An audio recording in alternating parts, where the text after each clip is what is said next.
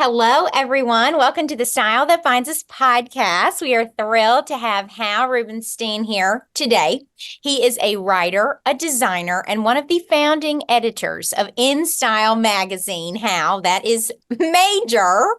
We are thrilled to have you to talk about Thank your you. career, your book, the current Come on. state of fashion, and Oh, more. So thank you for being here. okay, no. Hi, good morning. Will you please walk us through this illustrious career that you have had? Wow, I've been around. Where do you want me to start? My gosh. Uh, I didn't start out in fashion. That's the funny thing. When I was a kid, I actually wanted to be a pediatrician. Mm. So, which has no connection at all. When that passed, what I did want to be was a writer. I loved it. I guess when I was a kid, writing came so natural to me that I just assumed that everybody knew how to write in the same way they know math. 2 and 2 is 4, and uh, the world is round. Well, most people believe the world's round, but anyway, it wasn't until I guess maybe high school that I realized that being able to write and communicate that way was a gift. That not everybody had that skill, and uh, and I did. And like all writers, you really write to entertain yourself, but you also use it as a kind of continuing education course. So the great thing about writing is that you're always discovering new. You pick a subject and you learn more about it, and you pick another subject and learn more about it. And you're basically teaching yourself. You're teaching yourself about other people in the world, about the state of the world, about how people perceive each other, beauty, fashion, style. And so it just led me all over the place. Actually, when I was in graduate school, I actually studied film criticism, which is really that's I believe it or not silent movies, which I happen to love. Oh, wow. Fabulous. So yeah, it's a little complicated, but I also in the 70s I had a catering business Mm. and a very successful catering business, and one of the people I catered for was a woman who was the style editor of the Soho News. And when Annie Flanders decided that she wanted to start Details Mm. magazine, um, my catering partner told her, you should really talk to Hal about doing film because writes like he speaks and Hmm. I love the guy and all that. Uh, as it turned out, people don't read monthly criticism in film. So Annie said, being that you know food, you know how to cook, why don't we do restaurants? And I gagged. I was like, this is food, a restaurant criticism is so boring. There's too much sorrel in the soup. Oh, God, no. And she said, well, I said, going out to eat is what New Yorkers do. Yes. We don't play squash. Um, we don't meet at the country club. You're certainly not coming to my house. Uh, the one place we do everything, the way we do business, the way we see friends, the way we go Right. on dates, the way we try to get laid, the way we try to get a job, is basically is over a plate of food. It Sure. comes to the table from somebody. I said, let dining out, going out to eat is our most important social activity in New York and many other places. And so I started a column called I'll Eat Manhattan. And and then Detail started becoming the downtown Bible. Ah. Everything we wrote about just happened. In fact, Ronnie Newhouse, who's now head of All Style and Hmm. Condé Nast Publications, Ronnie was the style director of Details, and Hmm. so and I always saw the connection between food and fashion because unlike the average person can't become a sculptor just right away, or a painter right away, or a ballet dancer. But every morning, everybody wakes up, regardless of where you are, who you are, how much money you make, or what you're going to do for that day. Everybody gets up and asks the same two questions. What am I going to eat? And what am I going to wear? So the connection is immediate because everybody is invested in food and fashion. Anyway, so the restaurant column clicked, and one of the people who was a fan of the column was Malcolm Forbes, the late Malcolm Forbes, who of course created Forbes and Sure. Ford was a massive thing. And we started a correspondence. We started a correspondence. And to try to condense this, Malcolm offered me the opportunity to create a magazine. And I started a magazine, now sort of a cult classic, called Yeah. called Egg in 1990. And it was all about everything fresh and new. It was it was launched at Malcolm's 70th birthday party in Morocco, and Wow. we gave John Cusack his first cover, Liam Neeson, Vanessa Williams, and Ed Benning. We just Wow. discovered Terror Chips. It was all about finding real new talent.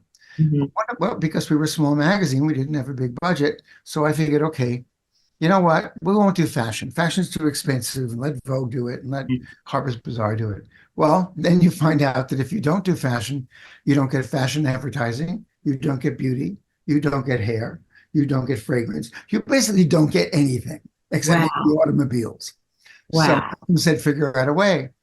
So we started doing these weird fashion things on a budget, the most successful of which was something called the $100 shopping spree, where I would give Jeffrey Bean $100 or Carolina Herrera $100 or Michael Kors or Isaac Mizrahi. And I would take them to places like street fairs, thrift shops, Army Navy stores, Chinatown, uh, any resale, any place, 14th Street, which used to be really seedy. And you had to put together an outfit that looked like something you might do for under $100. Wow. And it became Oh, it became a great exercise in style. yes. And each designer like just jumped on it. And when Todd Oldham talking about why this matters and why this looks good, it's quite a trip going into a thrift store with Carolina Herrera. I know it. I can't even imagine. You know That's what? fabulous. Well, it became a touchstone. Mhm. Everybody started following it like crazy. And when Malcolm passed away and Egg was folded for reasons too complicated to go into here, I got a phone call from the New York Times, and they called me in, and they didn't really explain why. So I figured they wanted me to write an article because I was back to freelance writing. Before Egg, I was probably writing for about 10 different magazines a month. Anyway, I was just like a writing machine. Anyway, I come in, I sit down, and there was the great Carrie Donovan there and Warren Hogue, well, and some other people. And we're having this conversation, and they asked me what I thought of men's fashion in the New York Times. And I said, well, I never think about the men's fashion in the New York Times because it's terrible. You go to Paul Stewart, you go to Orvis, Brooks Brothers, and you're done. That's not how the world looks out there in the 90s. Where's Versace? Where's Dolce & Gabbana? Where are all these people? You're ignoring them like they're going to go away. They're not going away. Right. About 30 minutes into the conversation, Carrie got up and said, oh, just give him the job already, and walked out. Yeah. And I said, what are we talking about, please? And they said, would you like to become the men's fashion editor of the New York Times Magazine? Wow. That's great. So that was, I know it's a weird place to start. That was my first job in fashion. So I didn't intern for anybody. I didn't bag clothes. I didn't get anybody a cup of coffee. It was difficult. I mean, it was very different, very difficult, but I loved it. And then Carrie, but maybe 3 or 4 months went by, and Carrie came in one day and slapped down a ticket to Milan and said, have a great trip. And I said, I just came back from men's. And she said, you're going for women's. I said, no, I'm not. I said, I don't have any interest in women's clothes. I wasn't that little gay boy who tried on mom's shoes. I just wasn't that guy. I was building model airplanes. So, and she says, you're going to go and you're going to love it. I hate Milan. I love Paris. Have a great time. So I went and I had a great time. Yes. And I started doing women's as well. And this is going on a while. So anyway, so I was there for about 5.5 years. And then I was contacted by this Martha Nelson, this woman, saying, I'm about to create a magazine for Time Inc. called In Style. And I said, that's a terrible name. And she said, I know. She said, try to think of something better. We never could. And she said, there's a section in the front called The Look, and we thought you would enjoy doing it. I was a big fan of Egg. I love what you did at the Times. So I took it on from the first prototype. And then In Style launched, and very quickly, it was really going to be a magazine like Hello. Just shows you like celebrity homes and right. like lifestyles of the rich and famous. Mm-hmm. But people started writing it and saying, I love that look. That was on Jessica Chastain, but I don't have that kind of money. Where can I find a dress like that? Mm-hmm. Mm-hmm. And and the information just kept coming over and over. I love that lamp in someone's house. Where could I find something that isn't as expensive or something like that? And I looked at Martha and I said, there's another magazine in here screaming to get out. I said, but in order to help you, I have to come to work here every day, which I don't want to do. I said, but I think we should. And then I became fashion director of InStyle. That's amazing. And then we started, today. and then we exploded. Yeah. Then we exploded. And it was a real happy place to be. And I always loved television, In fact, Adam Moss was the brilliant editor who created 7 Days, and it was the editor, made New York Magazine such a brilliant piece of publication. When Adam started 7 Days, that's 1990 as well. I was actually his TV critic. I would run back and forth and do both. So I loved watching television. I grew up watching television. And so InStyle, of course, focused on people mainly on not so much theater, but fashion and TV. And I think why that became so important to me is that clothes, I would never work at Vogue in the sense that I don't believe in fashion liberalis, that it's the most important thing in the world. Yes, I think it's vital to pay attention to how you dress. However, what always fascinated me more was the psychology of clothes, how clothes affect the way other people treat you, how clothes affect the way you feel about yourself when you look in the mirror. How are you going to present yourself to the world?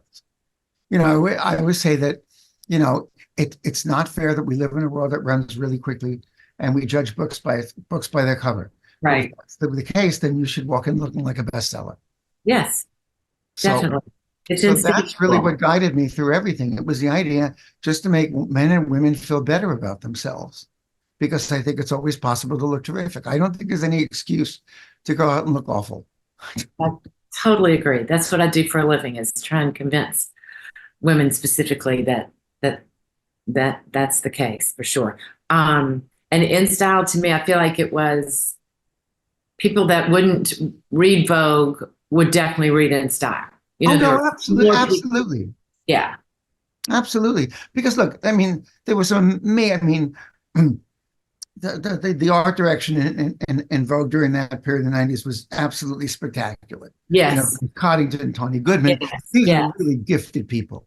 Magic. It's glorious, Mario Castino, Bruce Weber. Yeah. It's glorious photography. Yeah. But it didn't necessarily make you want to run to Bloomingdale's and buy anything. Right. It didn't give, I don't want to say the average person, because no one's average, but no, you're right. It was just to dream about. But then you still needed something to wear, and you wanted to find a magazine that you could really have inspiration from. Well, I think I think there was a real disconnect in the sense of context. People are looking at that and say, but I don't spend my life in a forest up against an old sequoia, right. Wearing a Gucci gown. I have a wedding to go to. What am I going to wear? Right. And I think what we did was that we put fashion in context. And I agree with you. I don't think anybody's average. But what is everybody's daily life about? The reality is most people don't walk a red carpet. Right. But they have events in their life for which they want to dress up. Yes. And it has to make sense to them.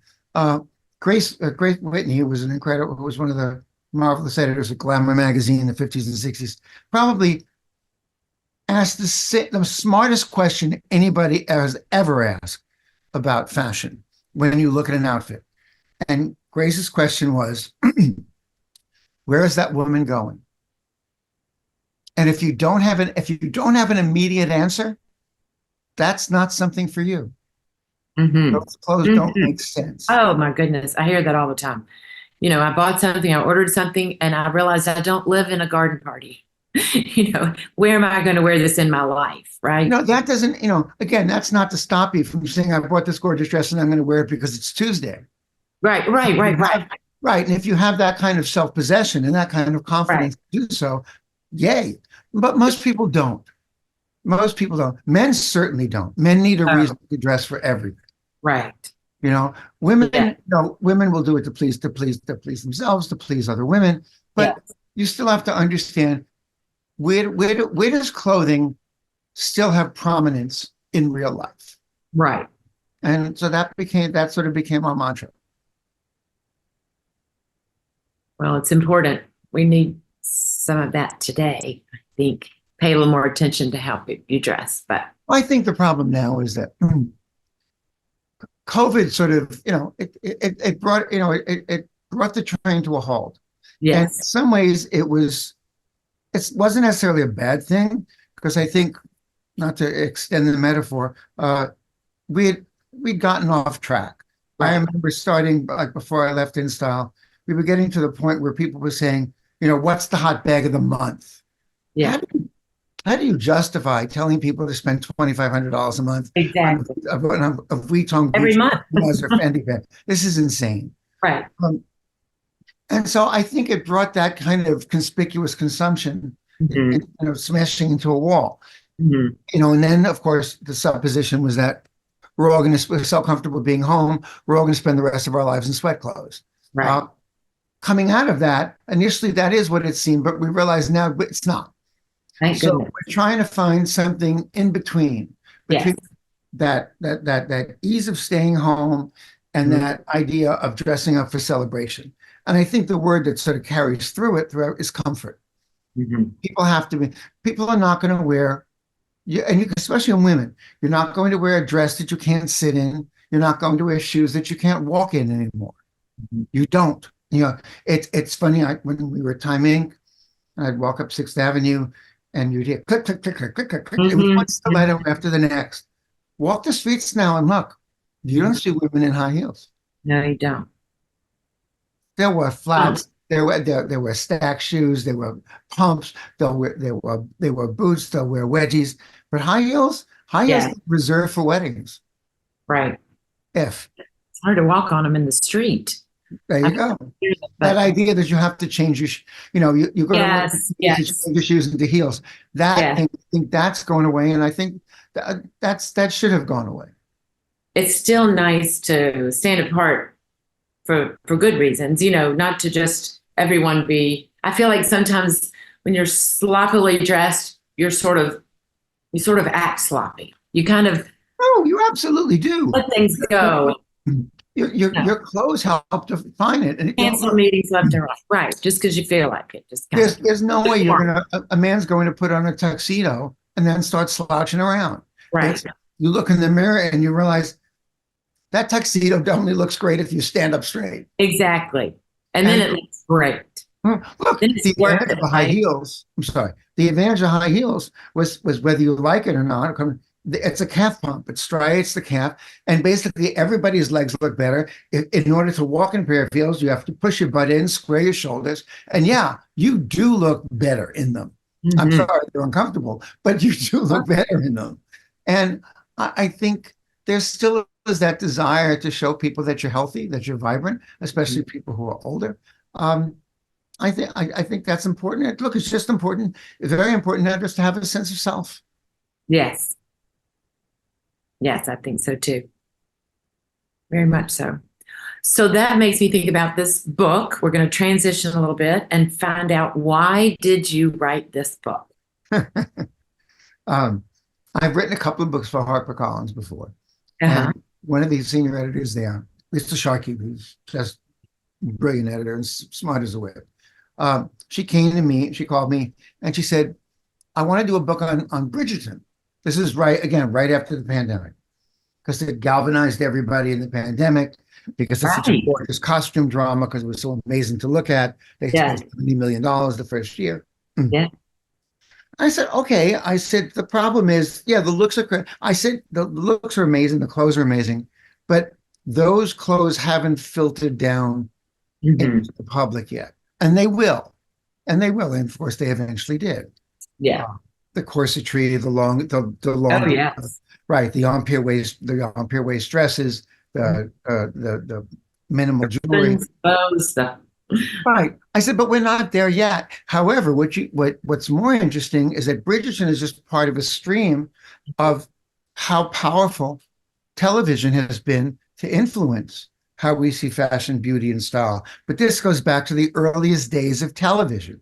Mm-hmm. And she said, "What do you mean?" And I said, "I'll call you back in 2 hours." And in 2 hours, I called her back with a list of 75 TV shows that I thought had major influence on Mm-hmm. what's in our closet. And she said, "Okay, let's go." I mean, television is everybody's in-home stylist. Right. That's it. I mean, and the amazing thing about costume design, going back to what we said before about clothing, is costume design is not the same as dress design. You design a dress so it could fit on anybody. Mm-hmm. Right. Costume design is you're designing clothes for a character. What is it?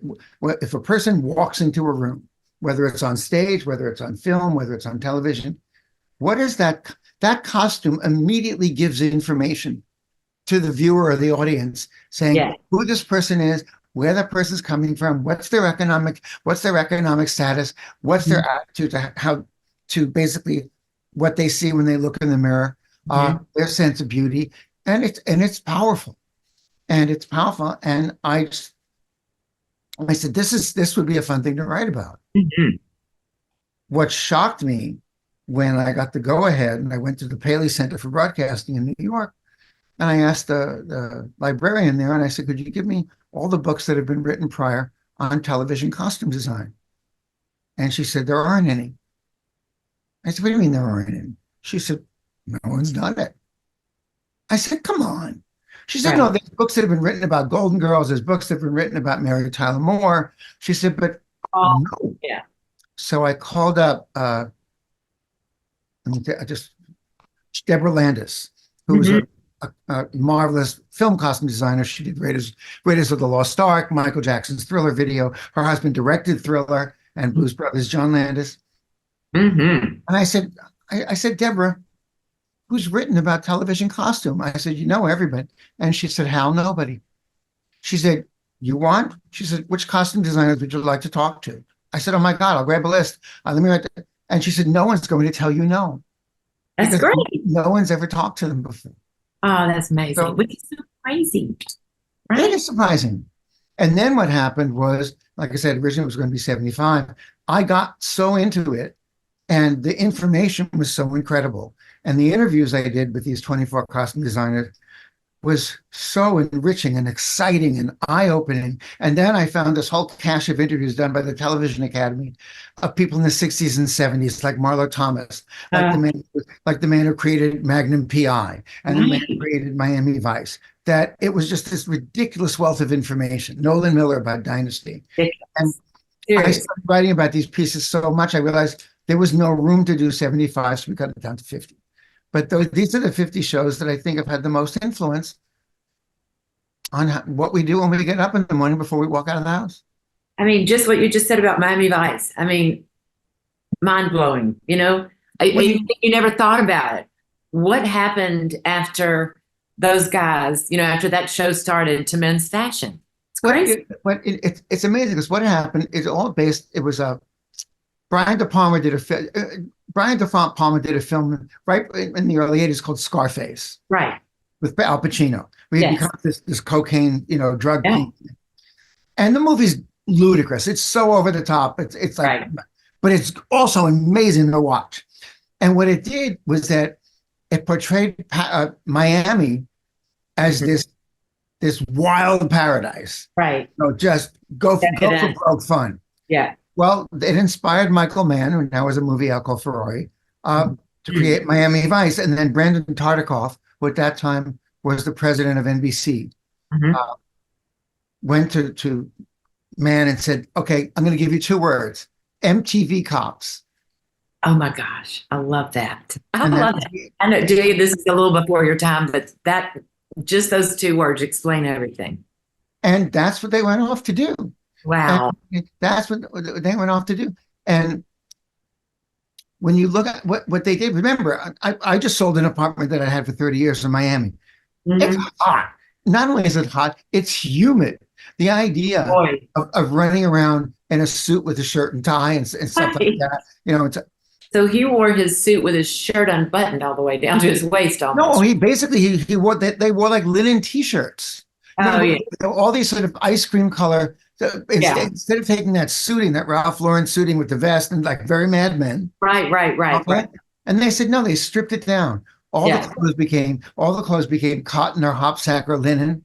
They were all in ice cream colors, and there were t-shirts on slip-on shirts, no socks, and Right. aviators. Super sexy. Yeah. The sale of aviators quadrupled. Okay. Basically, it's they used to be I'm sure his hairstyle, everything. there was the fashion director for Bloomingdale's years ago was a man, he was a legend named Hal Rubenstein. Uh-huh. Hal Rubenstein said that Miami Vice is the greatest thing that ever happened to menswear. Wow. But the funny thing was that just in the same way that Sex and the City inspired all these tour buses to New York, all these people came down to Miami looking for all these, cotton candy colored hotels. They weren't there initially. Miami had become really run down in the 80s. It was actually called God's Waiting Room. It was where lots of elder New Yorkers would go to retire and sit on the porch all day. Yeah. Well, the Miami Design Preservation League just basically floored it and started doing this entire urban makeover of repainting, rebuilding, resiting hotels and restaurants. And people came down there suddenly. They saw the Miami that's in Miami Vice. So it was a case of life imitating art instead of the other way around. And it basically set Miami up for what it's become now. Right. And that's all due to Miami Vice. Right. Remarkable. So many shows like that too. I mean, that's an extreme example, but there's so many that just keep popping in my head as we're talking. Well, you look at Sex and the City. Sure. In the early 90s, I'm a native New Yorker. New York was crime-ridden. Right. It was kind of dirty. We think of him as a clown now, but Giuliani, when he came in, he cleaned up a lot. He cleaned up a lot of crime. I know. But still, New York was still that sort of forbidding or just some people terrifying place. Well, here comes this TV show that's all bright and shiny that basically says to women in their 30s and 40s, because that was the age. Sarah was in her early 30s, one thing, Samantha. Kim Cattrall was in her early 40s. Mm-hmm. And what Darren Star created was this Disneyland for adults. Mm-hmm. And basically said, come to New York. Mm-hmm. Everything you want. Mm-hmm. It has girlfriends. It has places to go. There's brunch. There's cosmetics. There's Manolo shoes. There's a Magnolia bakery. And there are friends there. And you will get laid. Exactly. And everything you ever wanted to wear was here. Right. Come here and you will thrive. Yeah. And Sex and the City is the greatest love story ever written to New York. Mm-hmm. And if you remember right, Carrie's great love was not Mr. Big, it was New York. Right. And from the late 90s, everything Sarah touched became a must-have. Delia, Sex, she wanted to live in the West Coast. She lives around the corner from where SJP lived. That's Delia's dream, exactly what you're talking about. Yeah, it's exactly what I mean. And it made what I also like about Sex and the City was that it made the consumption of fashion a happy thing. Mm-hmm. It wasn't about I have to have this because it's what everybody else is wearing. No, clothes made these people happy. Mm-hmm. And also too, it presented these four very distinct women with, again, what Pat Field did with all four women, the costume was brilliant. Right. Because even though these women were united as a quartet, each one of them had a very distinct personality and a very distinct wardrobe. And once again, the subliminal message was, it doesn't matter who you are in New York, you can look magnificent. Yeah. Look at these four women. Right. And I guarantee you, every woman looked at that quartet and identified with at least one of them. Oh, exactly. For sure. Totally. No doubt. Yeah. Yeah, I think that's what was missing from the reboot. I feel like they really didn't capture the essence. It didn't make you fall in love with New York and be so excited to be here and come here, whereas Emily in Paris really did for Paris. So I thought that that was an interesting. Well, it's funny. I think the last two episodes of the second season, I know that's a lot to go through to get there. The last two episodes of the second season finally kind of hit it. I don't want to dump on the woman who's a costume designer, so I won't mention her name, but she started dressing them like that weird conception of what it was like to get older. Yeah, exactly. You know, it was when you saw Sarah Jessica Parker out doing Sex in the City, she wore the clothes that you saw in the show. When you see her out now, she's not wearing the clothes you saw in that show. It's these long skirts and these granny dresses and these stupid hats. Little girl look. You put a gray wig on Cynthia Nixon's head when she doesn't have gray hair in real life. Whether it's real or natural doesn't make a difference. She doesn't walk out of the house with gray hair.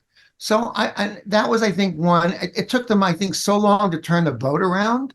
Yeah, and I think for the actresses themselves, especially like Kristen Davis, I think that was hard for her. All of it was. They didn't know where to go with it. I think that was the problem. And yes, I think they lost sight of one of the key players in the show, which is New York.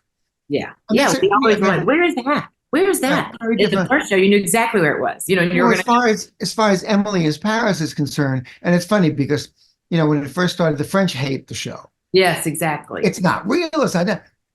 Look, there's a big difference between Sex and the City and Emily in Paris. Sex and the City, you look at that Fendi baguette or you look at that slingback shoe and you go, I want it, I want it, I want it. Yes.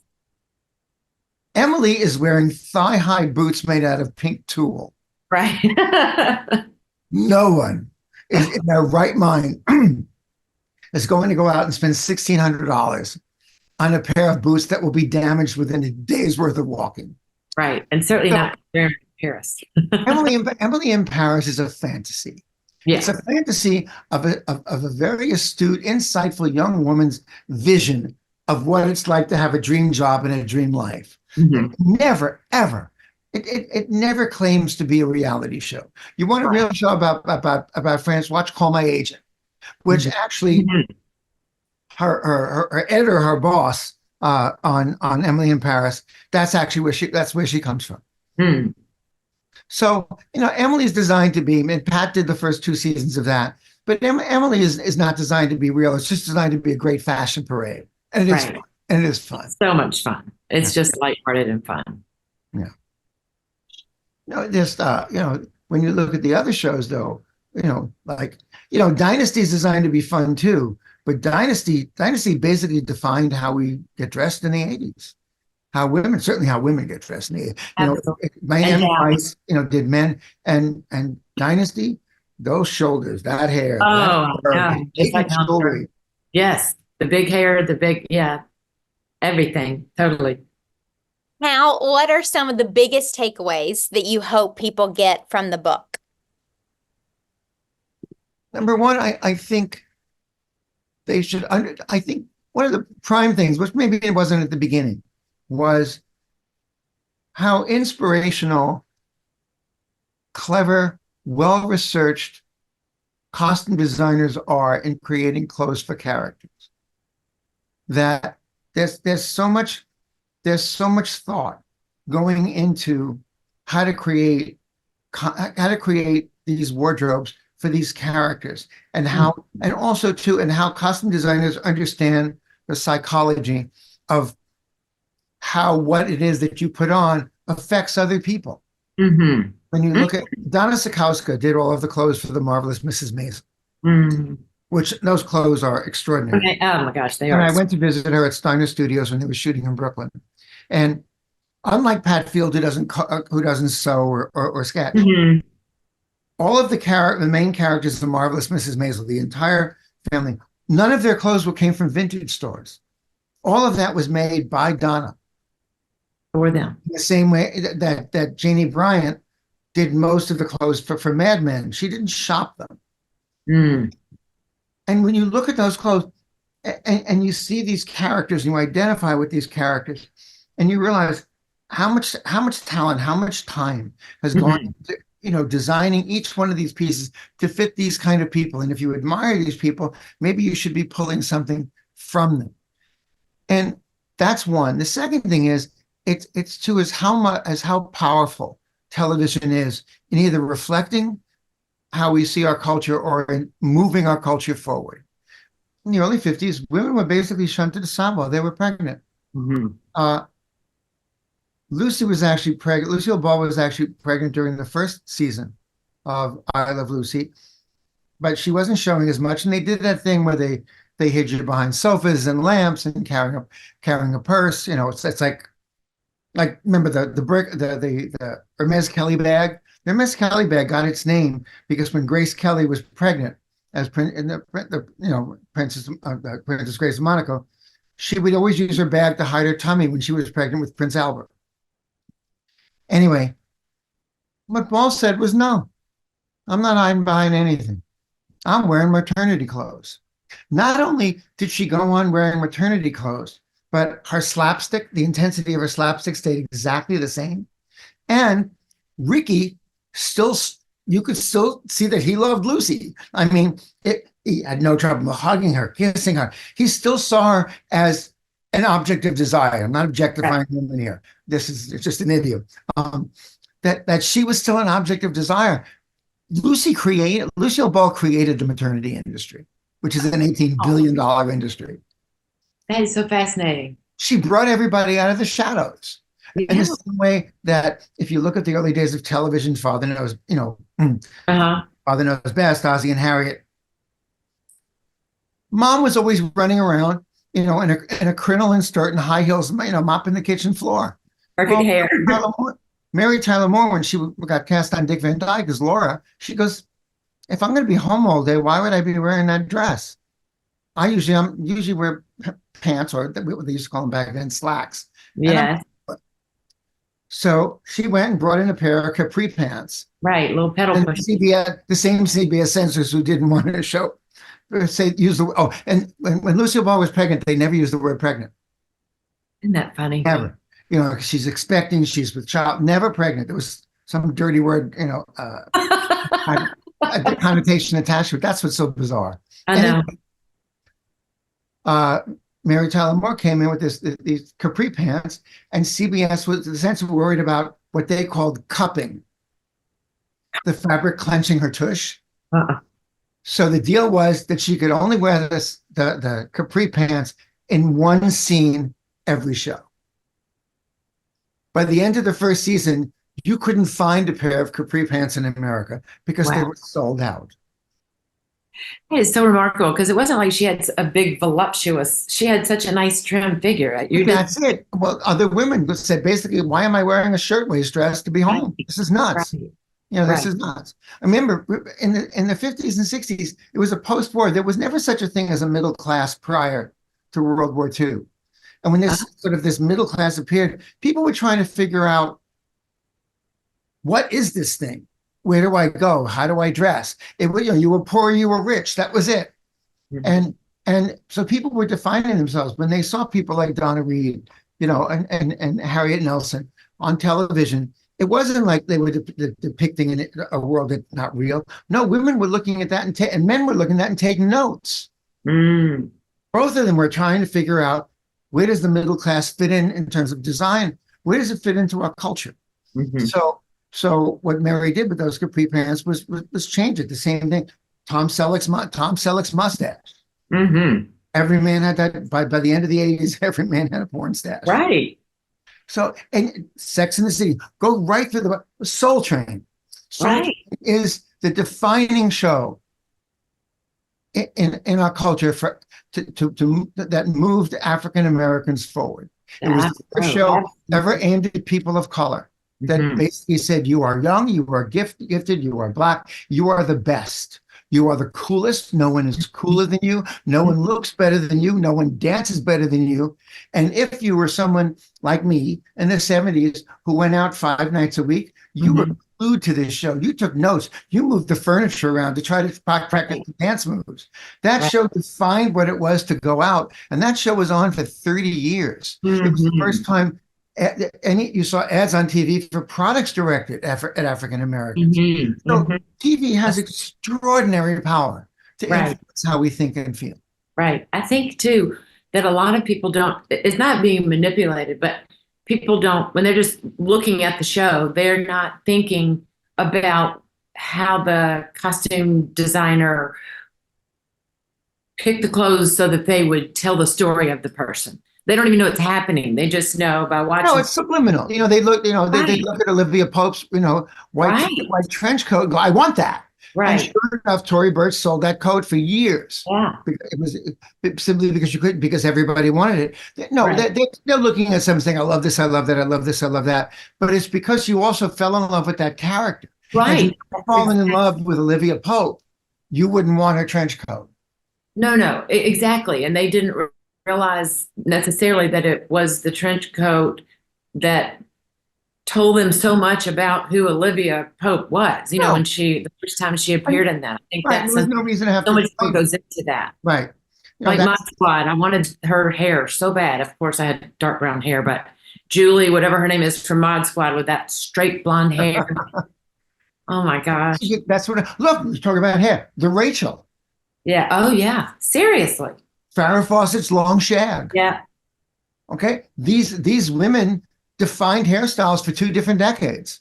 We still, in fact, right before the Emmys or the Globes or one or the other, Jennifer Aniston had her hair cut. It was everywhere. You would think she had discovered a cure for multiple sclerosis. It was unbelievable the coverage that she had because she cut 4 inches off her hair. Right. I mean, TV. I mean, yes, there's TikTok and there's Instagram, and I'm not going to knock any of the power of them because they matter. They matter a lot. But television still remains the supreme influencer. Right. I feel like too, like with Bridgerton, why was that? So, why did it resonate so much? And I was thinking about, people being in their sweatpants for so long, these young girls, especially that fell in love. I was like, well, they don't want to get dressed up. They don't want to be uncomfortable and, all of that. They want to be in their sweatpants, but they're obsessed with this beauty, and I guess that was because they had been, not around anything beautiful, no beautiful clothes, no beautiful. Well, what Shonda Rhimes did in Bridgerton that was so savvy.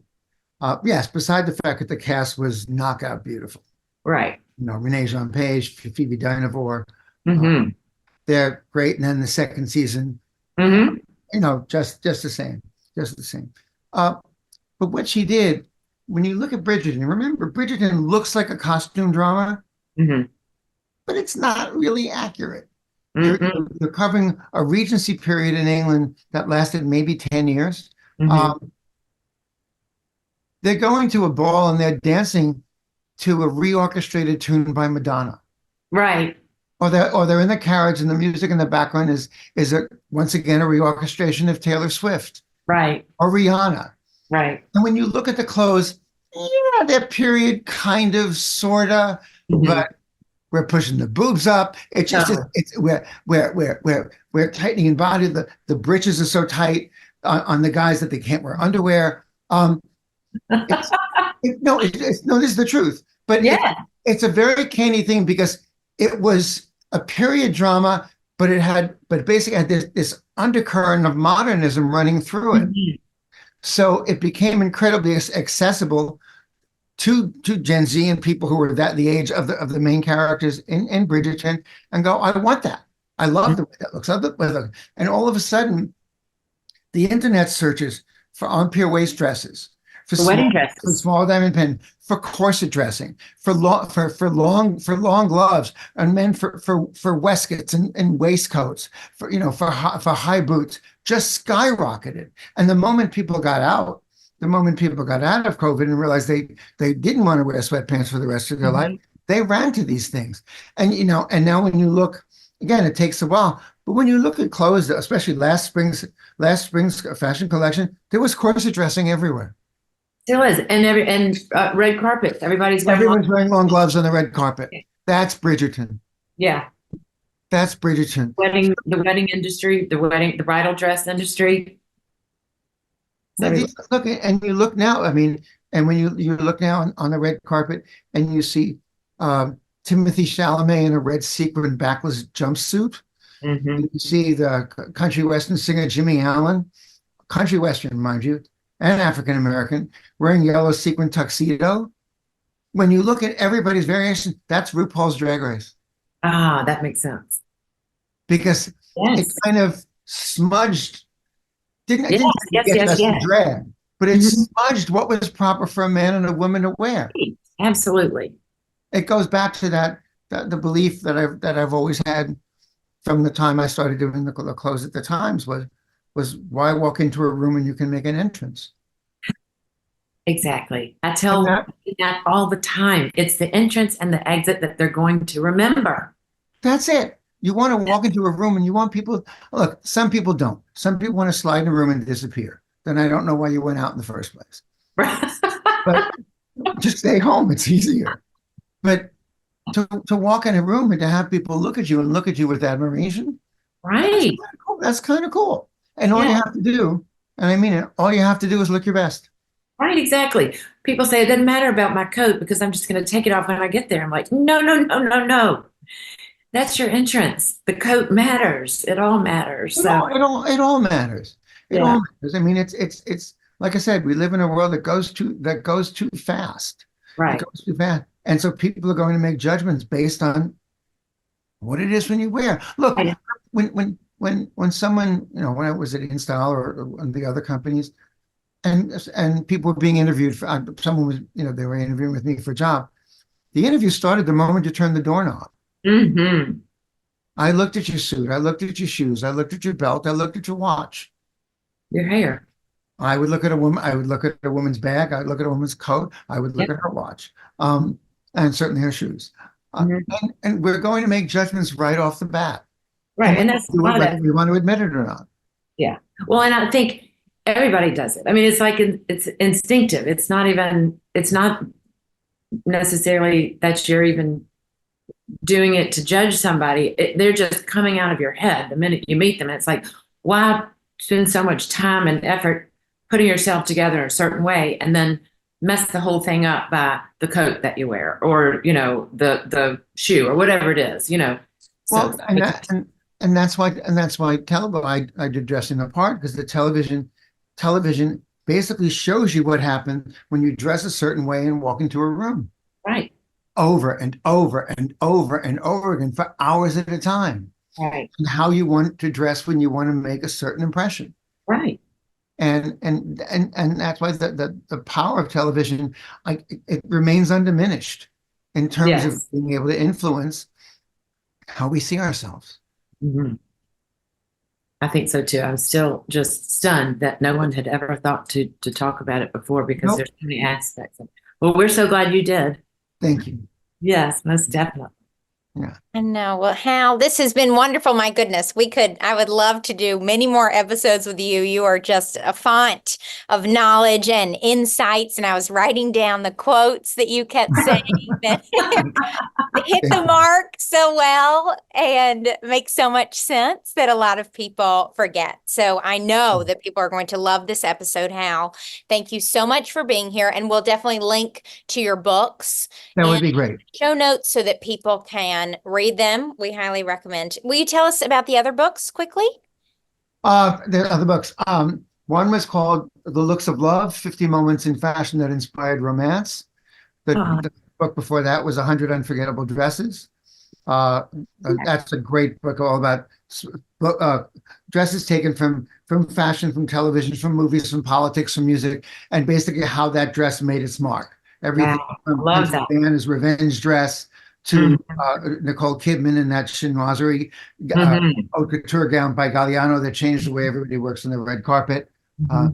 And then for the first book I ever did, it was a men's book called Paisley Goes With Nothing, a man's guide to style. I love it. They're just fun.